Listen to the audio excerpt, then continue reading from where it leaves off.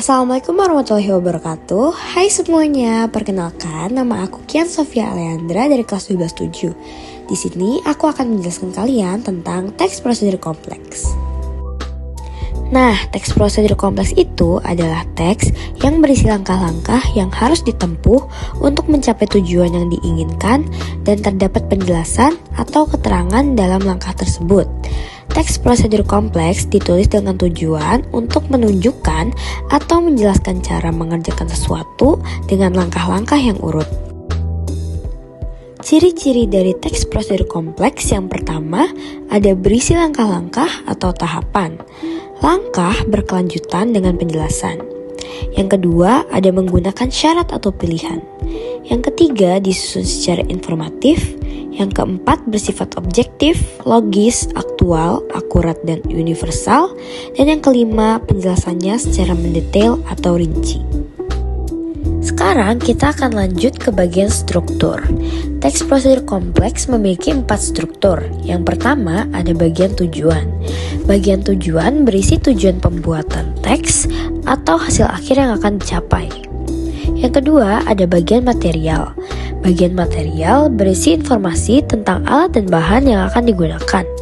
Bagian ini bersifat opsional, tidak semua teks prosedur kompleks memilikinya.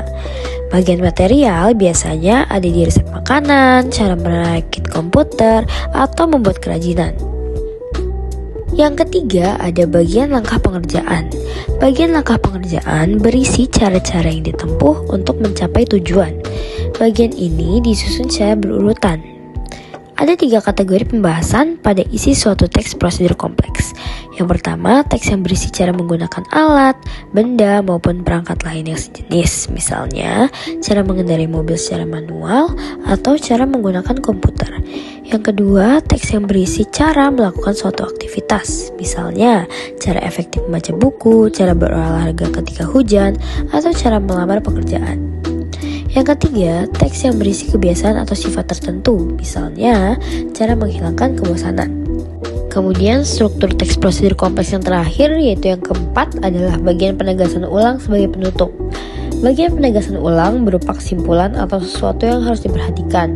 Bagian ini bersifat opsional karena penegasan ulang itu berisi penjelasan harapan atau manfaat dari benda yang telah dibuat atau langkah-langkah yang telah dilakukan. Selanjutnya ada kaidah kebahasaan teks prosedur kompleks. Teks prosedur kompleks itu menggunakan kalimat efektif agar mudah dipahami dan dilakukan oleh orang yang membutuhkan. Kaidah kebahasaan yang pertama yaitu kata kerja imperatif, yakni kata yang merupakan perintah, keharusan, atau larangan. Kemudian yang kedua menggunakan kata teknis, yaitu kata yang menunjukkan kekhasan topik teks prosedur kompleks. Kamu harus peka terhadap penggunaan kata-kata khusus di bidang tertentu. Yang ketiga menggunakan bilangan urutan atau angka yang menunjukkan urutan. Yang keempat partisipasi manusia secara umum, manusia sebagai pihak yang berperan dalam teks. Yang kelima, menggunakan verba material, merupakan kata kerja yang menunjukkan aktivitas fisik yang dapat dilihat secara nyata, contohnya seperti membaca, menulis, atau menari. Yang keenam, menggunakan verba tingkah laku, merupakan kata kerja yang mengacu pada sikap yang dinyatakan dengan ungkapan verbal, bukan sikap mental yang tampak, contohnya seperti memahami. Kemudian yang ketujuh menggunakan konjungsi temporal dan konjungsi syarat. Konjungsi temporal merupakan kata penghubung yang menyatakan urutan waktu, menjelaskan hubungan waktu antara dua hal atau peristiwa yang berbeda, contohnya lalu, selanjutnya, sebelumnya, dan sebagainya. Sedangkan konjungsi syarat yaitu kata ya hubung yang digunakan untuk menghubungkan unsur bahasa yang memiliki makna persyaratan seperti apabila, asalkan, jika, dan sebagainya. Selanjutnya, bagaimana sih cara menyusun teks prosedur kompleks? Jadi, yang pertama kita harus menentukan topik yang dikuasai dan bermanfaat untuk pembaca. Misalnya, cara belajar efektif, cara menggambar menggunakan aplikasi, atau memasak rawon.